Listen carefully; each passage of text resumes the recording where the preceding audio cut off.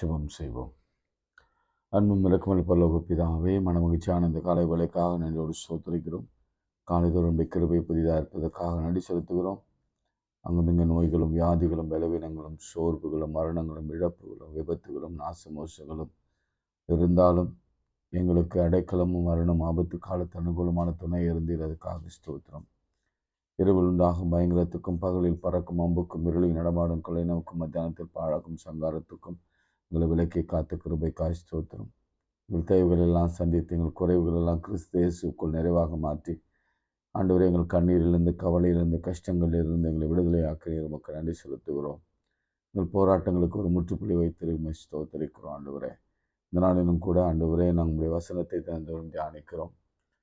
ஆண்டவரே, ஒரே ஒரு ஆசை விருப்பம் என்னன்னா, கர்த்தரை நம்புகிறவர்களுக்கும் வேதத்தை நேசிக்கிறவர்களுக்கும் ஜெபிக்கிறவர்களுக்கும் மற்றவர்களுக்கும் உள்ள வித்தியாசத்தை எங்களில் நீர் காண்பிக்க வேண்டும் என்று ஜெபிக்கிறோம். எல்லா துதி கனமையும் உமக்கு சொல்கிறோம். இயேசுவின் நாமத்தில் ஜெபிக்கிறோம் நல்ல பிதாவே, ஆமென். என்னை உண்டாக்கின தேவன், தேவாதி தேவன், அவர் தூங்குவதும் இல்லை உறங்குவதும் இல்லை. இந்த பாடலை பாடும்.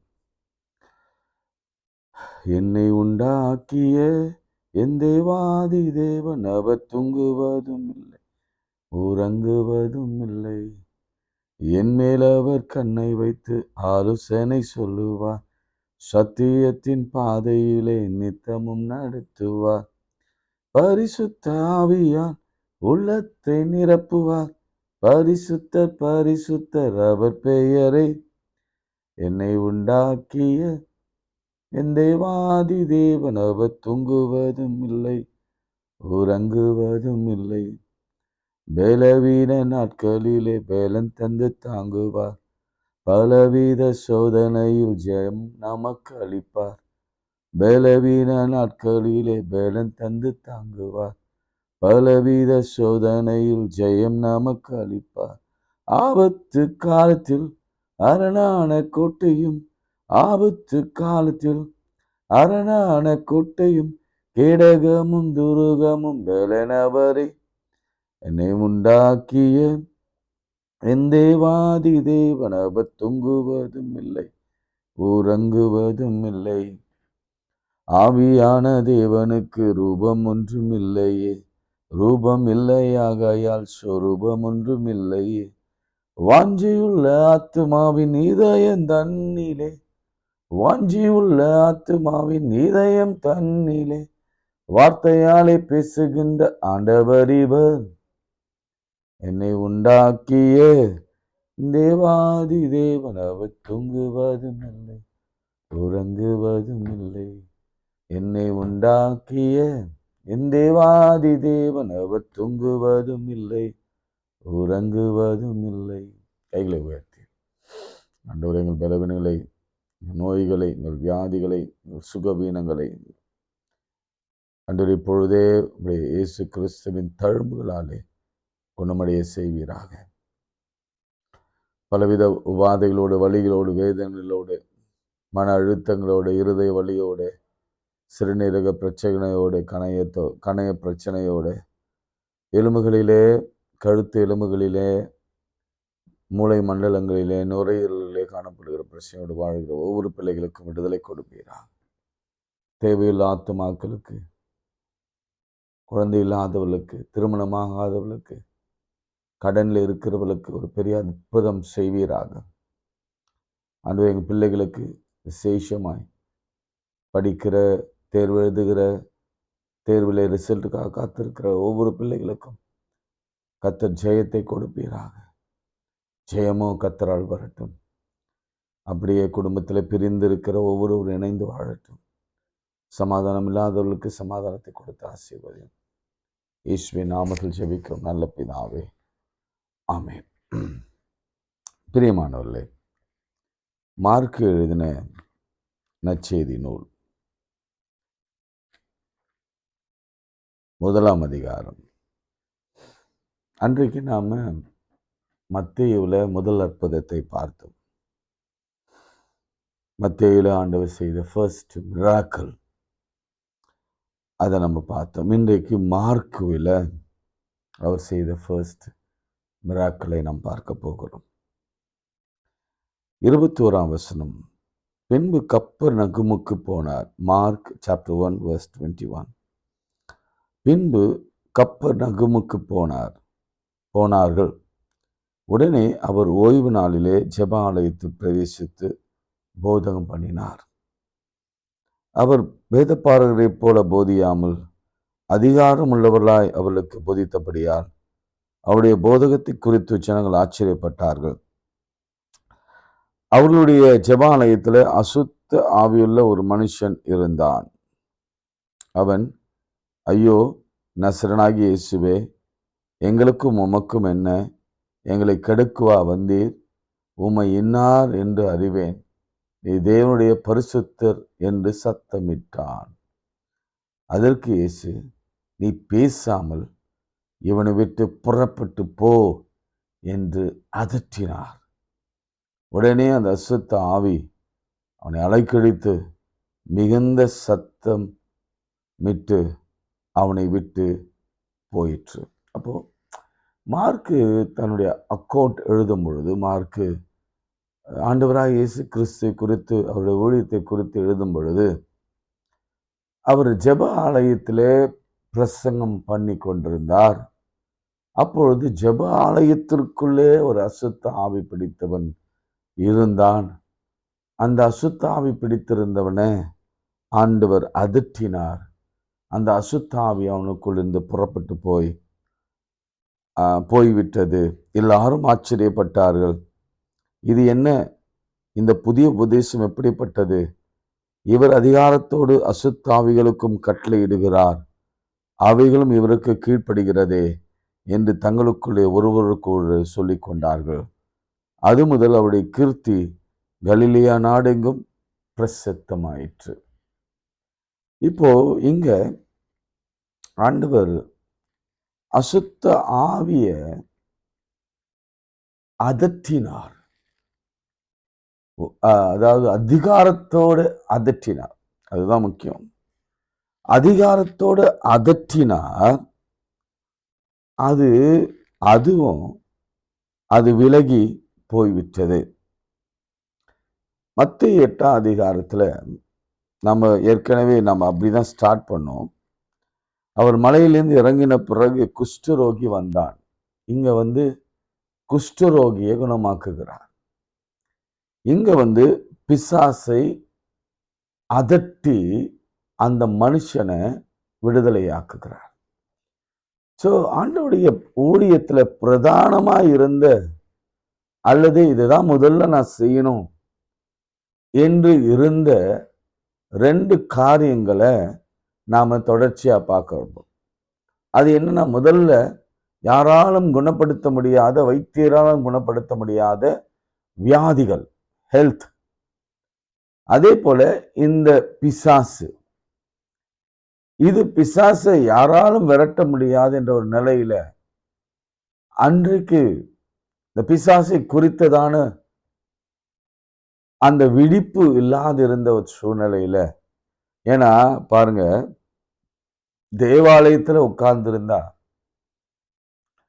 அதனாலதான் நம்ம பார்க்கிற இந்த காரியங்கள் எல்லாம், நம்ம ஆலயத்துக்கு போறோம். நிறைய இடங்களில் நாங்கள் பிரசங்கம் பண்ண போகும்பொழுது, நிறைய ஆலயங்களில் போகிற பொழுது நான் சொல்லுகிற விஷயம் அதுதான். என்னன்னா, இங்க நிறைய பேர் இருக்கிறாங்க. 99% ஆண்டவருக்கு பயப்படுகிறவர்கள் இருக்கிறாங்க. 99% ரொம்ப இயல்பா கடவுளுக்கு பயந்து விசுவாசித்து வசனத்தை கேட்டு அதன்படி நடக்கிறவங்க 99% இருப்பாங்க. 1% அல்லது 1% ஆலயத்திலே உட்கார்ந்திருப்பான். ஆனா அவனுக்குள்ளே அசுத்த ஆவி இருக்கும். நான் ஊழியத்துல பல முறை இப்படி பார்த்திருப்பேன். இவனா அப்படின்னு பார்த்தா இவன் இல்ல, இவனுக்குள் இருக்கிற. இவங்களா அப்படின்னு பார்த்தா இல்ல, இவங்களுக்குள் இருக்கிற அசுத்த கிரியையின் ஆவிகள் அப்படி பேச வைக்குது.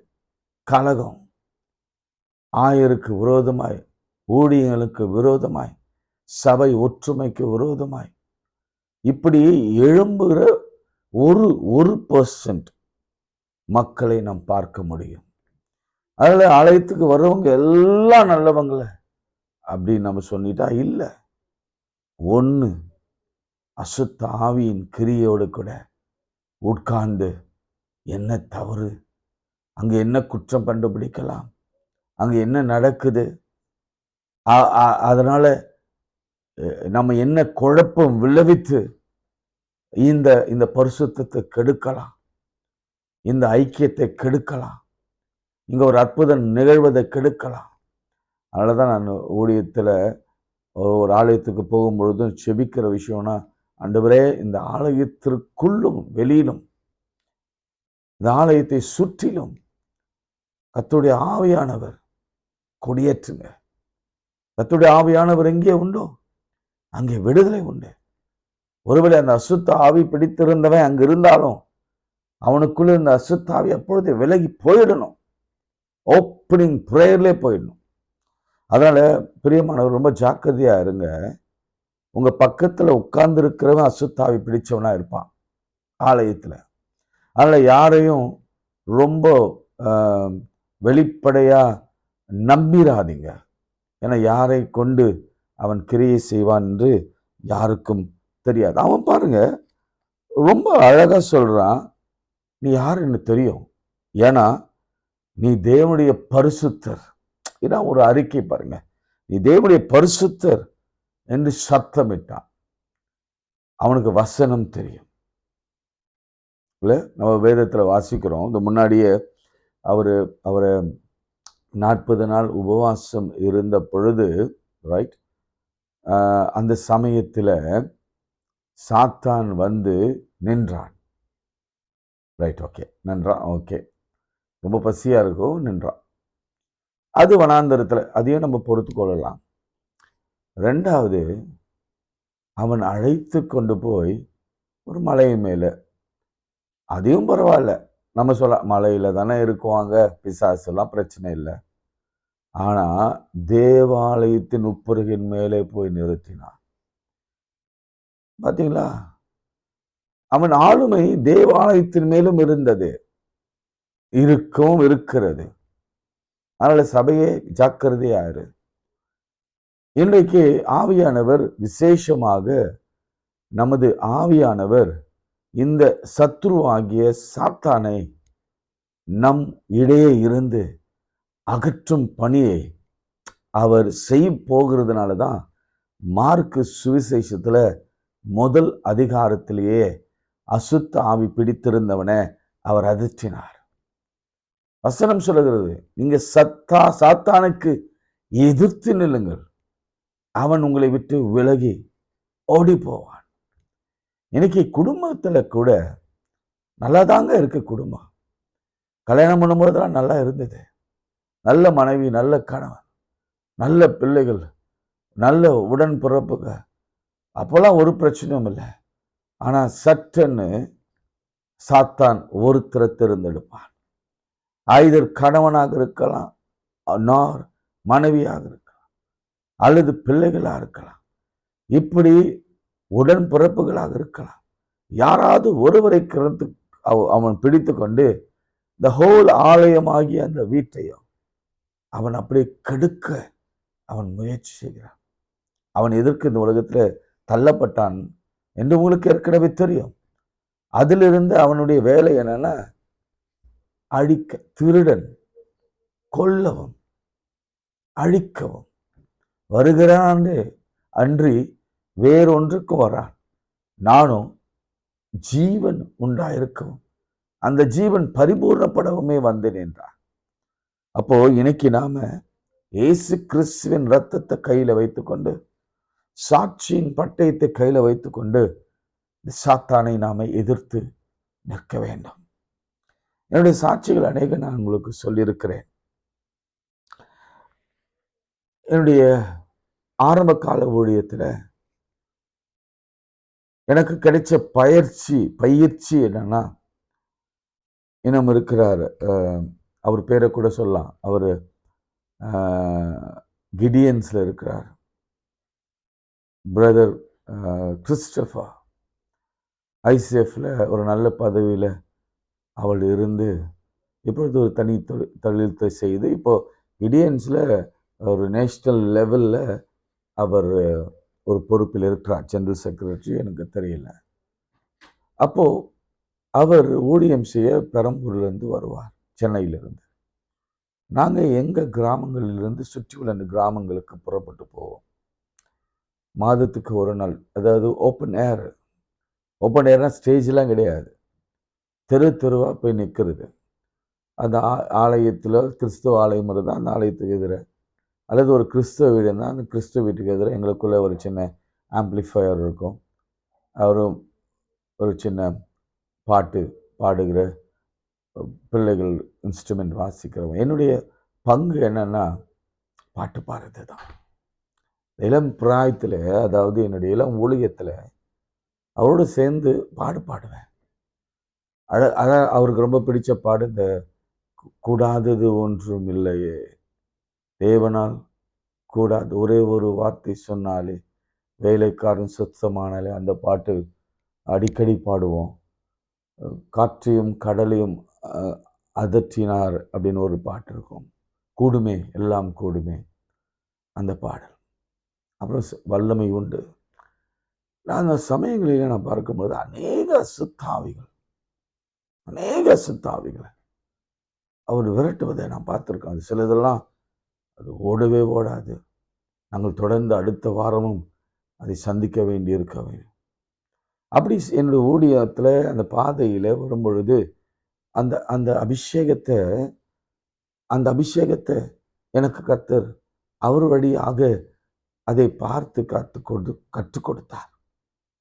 அதன் பிறகு என்னுடைய ஊழியத்தின் ஆரம்பத்திலிருந்து எனக்கு துளி கூட அச்சம் இல்லை. பிசாசின் செயல்பாடுகள் அல்லது பிசாசு வந்து நின்றால் துளி கூட அச்சம் இல்லை. ஆண்டவர் எளிமையாக வெளிப்படுத்தி விடுவார்.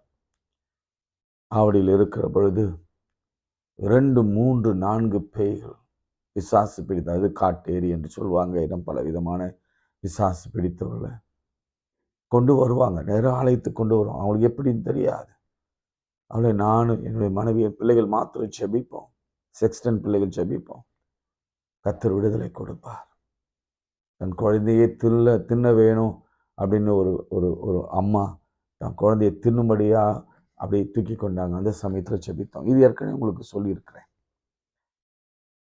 நாம சாத்தானை எதிர்த்து நின்றால் அவன் நம்மை விட்டு விலகி ஓடி போவான்.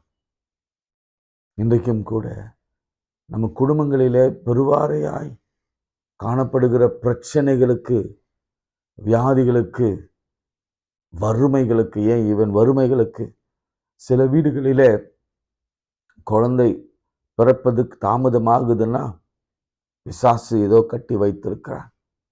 சில வீடுகளிலே திருமணம் ஆக தாமதம் ஆகுதுன்னா பிசாசு கட்டி வைத்திருக்கிறான். இப்படி குடும்பம் வளராதவதற்கு சாபம். சில இடங்களில் அடிக்கடி மரணங்கள் ஏற்படும். அதற்கும் காரணம் பிசாசு தான். ஸோ நம்ம இந்த இனம் கண்டு கொள்ள வேண்டும். இன்றைக்கு செய்தி என்னன்னா, ஏதோ நான் பிசாசை துரத்துவேன், இல்லை ஆண்டவர் பிசாசை துரத்தினார் என்பதல்ல. நாம பிசாசு இனம் கண்டு கொண்டு அந்த பிசாசை இயேசு கிறிஸ்துவின் நாமத்தினாலே நாம சபித்து அப்புறப்படுத்த வேண்டும். அந்த வைராக்கியம் நமக்குள், அந்த தைரியம் நமக்குள் வரணும். ஆண்டவர் ரொம்ப தெளிவாக சொன்னார். சீஷர்கள் ஒரு முறை அவர்களால் சுகமாக்காமல் முடியாமல் போனதுனால அவர் சொன்னார், இவ்வகையான பிசாசு ஜெபத்தினாலும் உபவாசத்தினாலும் அன்றி வேறு ஒன்றினாலும் போகாது என்று சொன்னார். அதனால இனியிலிருந்து நம்முடைய ஜெபங்கள் கொஞ்சம் மாற்றி அமைக்க வேண்டும். ஆண்டவரே, இந்த ஆசீர்வாதத்திற்கும்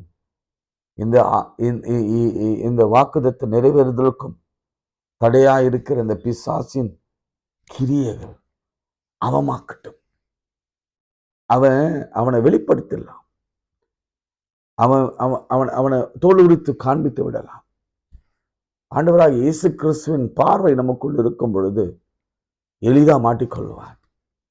இயேசுவின் நாமத்தினாலே நீ போ என்று சொன்னார். அது அவனை புறப்பட்டு அவனை விட்டு, அந்த குடும்பத்தை விட்டு, அந்த குடும்பத்தின் பிள்ளைகளை விட்டு அது புறப்பட்டு போகும்.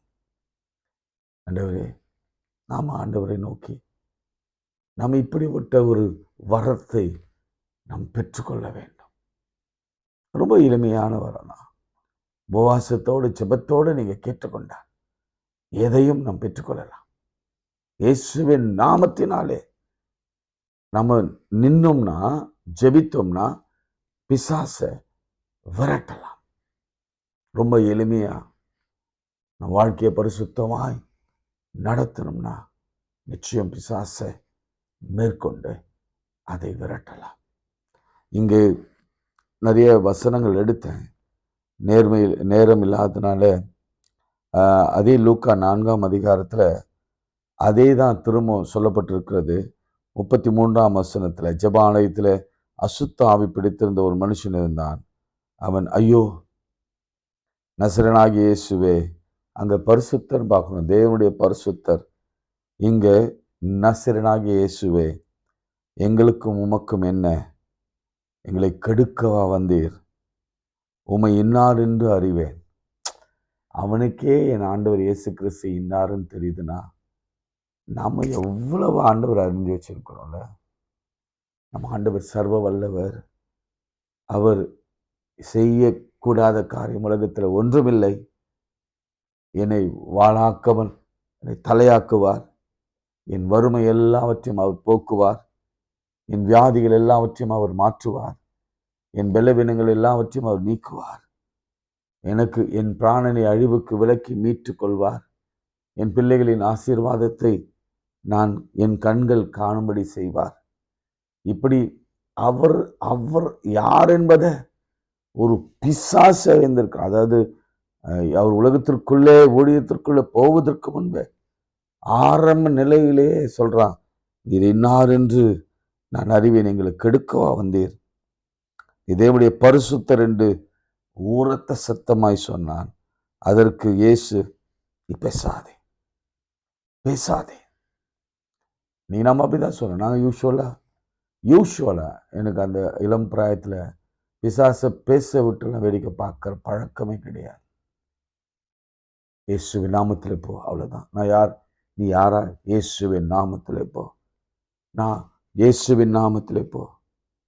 நான் எப்படி, நான் இயேசுவின் நாமத்தில் போ, அவ்வளோதான். அதே போல புறப்பட்டு போ, பேசாமல் விட்டு போய் என்று அதற்றினார். அப்பொழுது பிசாசு அந்த ஜனங்கள் நடுவே விழத்தள்ளி அவனுக்கு ஒரு சேதமும் இல்லாமல் அவனை விட்டு புறப்பட்டு போயிற்று. அப்போ பாருங்க, ஒரு மனுஷனுக்குள்ள பிசாசு இருந்தா அவனை சேதப்படுத்தும். ஒரு மனுஷனுக்குள்ள என் ஆண்டவர் இருந்தா அவனை ஆண்டவர் ஆசீர்வாதமாக வைப்பார், சந்தோஷமாக வைப்பார், மகிழ்ச்சியாக வைப்பார். உங்களுக்குள்ள அசுத்தாவி வேணுமா? இல்லை ஆண்டவர் உண்மையாகவே நமக்குள்ளே வேணுமா? அப்போ இந்த பிசாசு எப்படிலாம் பல்முறையில் நம்மை தாக்குபடி அவன் நித்தாலும் நீங்க செவிங்க. விசேஷமா எனக்காக செவிங்க. இந்த காலங்களிலே, இந்த பனிக்காலங்களிலே ஏற்பட்டிருக்கிற இந்த கோல்டு ஸ்னீசிங், இதிலிருந்து சுகம் பெற செபித்து கொள்ளுங்கள். ஊழியத்தின் பாதையிலே பல நெருக்குதல் உங்களுக்கு தெரியும். ஆண்டவருடைய வசனத்தை போதிக்க பிசாசு எப்படியாவது இவனை வீழ்த்தலாம் என்று அவன் கங்கணம் கட்டி தேடிக்கொண்டிருக்கிறான். உங்கள் ஜெபங்களில இந்த பிசாசை எதிர்த்து கைகளை உயர்த்தி ஐயருக்கு விரோதமாய், ஊழியக்காரனுக்கு விரோதமாய் உன் கையை எடு என்று சொல்லி எனக்காக தினந்தோறும் ஜெபம் பண்ணுங்க. ஊழியக்கார பிள்ளைகளுக்கு விரோதமாய், அவருடைய சரீரத்துக்கு விரோதமாய் எழும்புகிற இந்த அசுத்தாவின் கிரைகளை தடுத்து ஜெபம் பண்ணுங்க. நிச்சயமாக உங்கள் ஜெபங்களை ஆண்டவர் கேட்பார். நான் உங்களுக்காக ஜெபிக்கிறது போலவே நீங்களும் எனக்காக தயவு செய்து ஜெபம் பண்ணுங்க.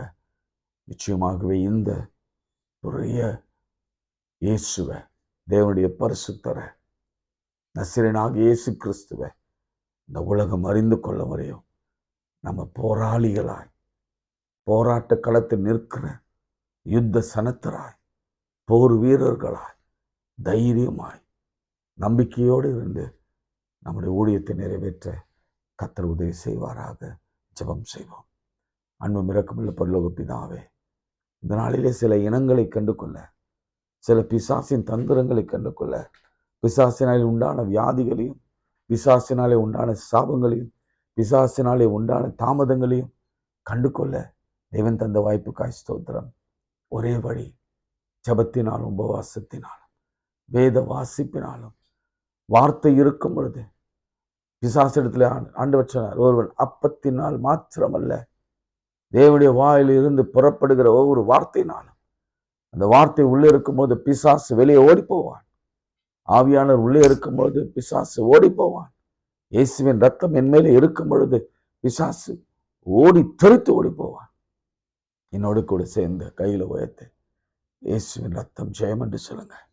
உங்க வீடுகளில் இப்போது ஒரு அற்புதம், உங்க பிள்ளைகள் மீது ஒரு அற்புதம், உங்க கணவன் மீது ஒரு அற்புதம், உங்க சாபங்கள், உங்க தடைகள், உங்க குழந்தையின்மை மீது ஒரு பெரிய அற்புதம் நம்முடைய தேவனுடைய பரிசுத்தராகிய இயேசு கிறிஸ்து செயல் அவர் காத்திருக்கிறார். சொல்லுங்க, இயேசுவின் ரத்தம் ஜெயம், இயேசுவின் ரத்தம் ஜெயம், இயேசுவின் ரத்தம் ஜெயம்.